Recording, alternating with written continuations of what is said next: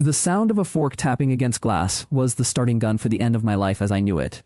When my daughter-in-law Madison raised her glass, a shark smile plastered on her face and announced to a backyard choking with people that my weekends now belonged to her. A steel cable inside me, frayed for years, finally snapped. The air, thick with the smell of charcoal and cut grass, suddenly tasted of ash. What twisted the knife deeper was my own son, Tyler, standing beside her, his arms crossed, his face a mask of casual authority, as he threatened me. Not with anger, but with the cold, calculated leverage of a businessman cornering a failed partner. Everyone waited. They expected tears. A protest. The quiet, humiliated acceptance of a woman who knew her place. Instead, a chilling calm washed over me.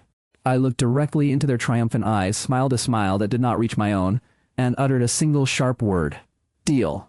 They thought they had won. They heard submission. What they failed to see was a declaration of war. They didn't realize I had just seized my life from their greedy hands. My name is Diane.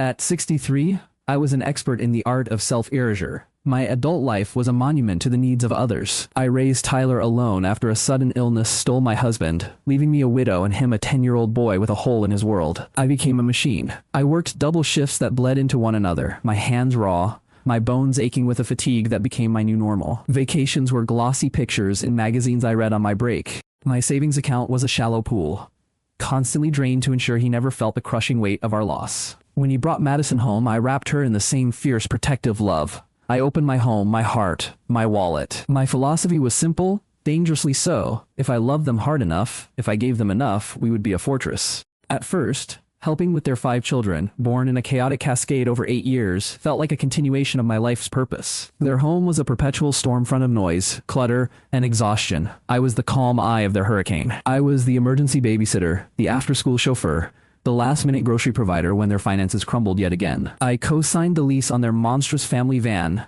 a black hole of a vehicle their credit score couldn't touch.